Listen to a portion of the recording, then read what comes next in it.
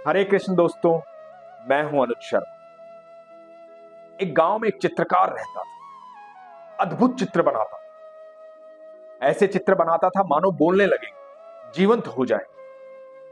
एक मंदिर में निरंतर जाता था, रोजाना जाता था। एक दिन पुजारी जी ने कहा कि तुम इतने अच्छे चित्र बनाते हो, मेरे मन में एक बात आई है, मैं तुमसे कहना चाहता हूं। चित्रकार ने कहा कि जी कहिए महाराज।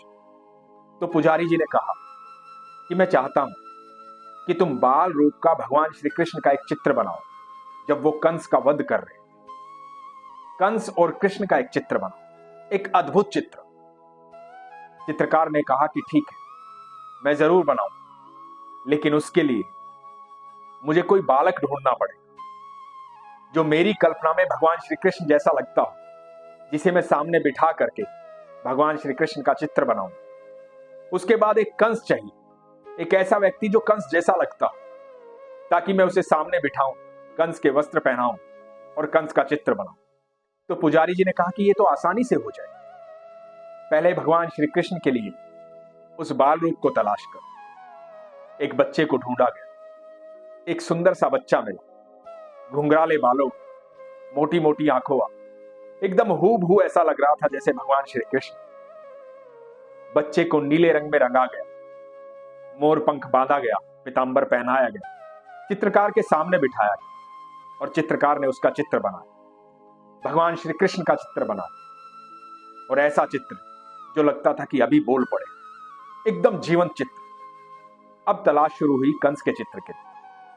कंस के चित्र के लिए चित्रकार ने, पुजारी जी ने बहुत लोगों को देखा, बहुत लोगों से मिले, लेकिन एक भी व्यक्ति गांव में ऐसा दिखाई नहीं दिया जिसे बिठा करके, कंस के वस्त्र पहना करके कंस जैसा दिखाया जा सके और चित्रकार चित्र बना सके। कई दिन बीत गए, लेकिन कंस जैसा कोई भी नहीं।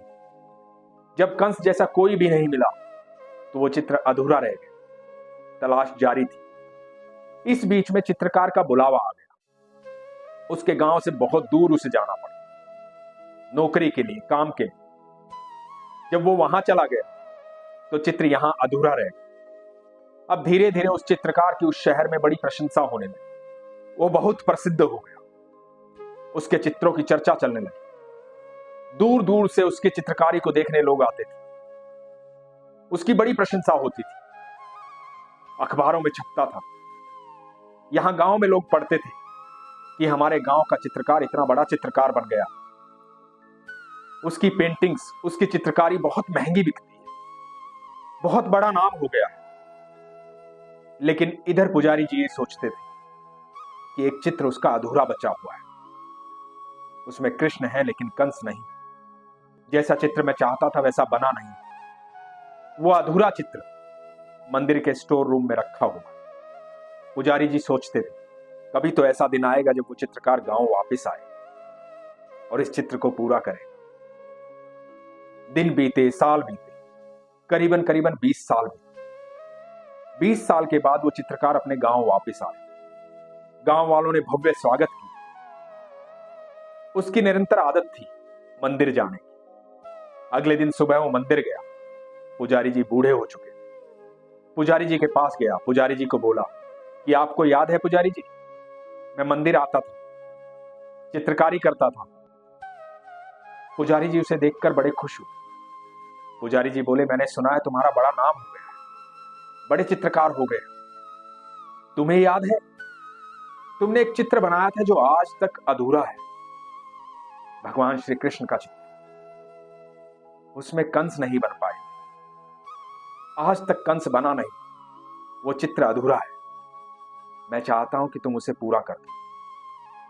चित्रकार ने कहा कि जरूर, मैं भी उसे पूरा करना चाहता हूं। हम कल से ही कंस की तलाश करेंगे। और कंस की तलाश फिर से शुरू हुई, लेकिन कंस कहीं नहीं। जब कंस कहीं नहीं मिला तो चित्र फिर से अधूरा रहा। चित्र को बाहर निकाल दिया गया। स्टोर रूम से बाहर चित्र रखा हुआ था। एक दिन मंदिर में एक जेलर आया। जेलर ने देखा कि अद्भुत चित्र है। ऐसा लग रहा है कि भगवान श्री कृष्ण चित्र से बाहर निकल आएंगे और साक्षात आकर के बोलना शुरू कर देंगे। जीवंत तस्वीर है। जेलर ने पुजारी से पूछा कि चित्र किसने बनाया। पुजारी जी ने कहा कि एक चित्रकार हैं हमारे गांव, बहुत प्रसिद्ध है, अभी गांव आए हुए, लेकिन ये चित्र अधूरा है, पूरा नहीं। जेलर ने कहा कि मुझे भी ऐसा ही लगता है, पर इसमें अधूरा क्या है? पुजारी जी ने बताया कि इसमें कंस नहीं है, ये कंस के वध का चित्र था। जेलर ने कहा कि पूरा क्यों नहीं बना? पुजारी जी ने समस्या बताई कि कोई भी व्यक्ति ऐसा लगा ही नहीं जिसे सामने बिठा करके कंस को चित्रित किया जा सके। तो चित्रकार और मैं ऐसे व्यक्ति को ढूंढ रहे हैं, तलाश कर रहे हैं, लेकिन कोई मिला ही नहीं। और वो चित्रकार तब तक चित्र नहीं बनाएगा जब तक उसको ऐसा महसूस नहीं होगा कि मैं कंस का चित्र बना रहा हूं। वो चित्रकार भावनाओं से चित्र बनाता है, दिल से चित्र बनाता है।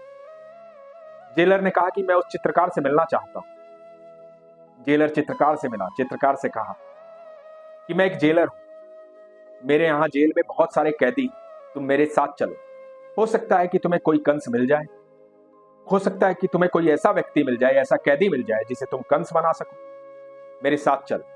चित्रकार मान गया, जेल में गया, बहुत सारे कैदियों से एक कैदी उसे दिखाई दी। उसने कहा कि मैं इसे कंस बना सकता हूं, ये कंस जैसा लगता है, आप इससे पूछिए कि ये कंस के वस्त्र पहन करके तैयार होगा और सामने बैठेगा, मैं इसका चित्र बनाऊंगा। जेलर ने उस कैदी से पूछा, वो कैदी हमेशा गुमसुम रहता था, चुपचाप रहता। कैदी ने कहा कि ठीक है, मैं बन जाऊंगा। और कैदी को लेकर के मंदिर के प्रांगण में आया गया, उसे कंस के वस्त्र पहनाए गए, सामने बिठाया गया और चित्रकार ने अपने चित्र को पूरा किया। कृष्ण जब कंस का वध कर रहे थे, उस सारे वातावरण को तैयार किया और कृष्ण और कंस का एक चित्र बनाया गया।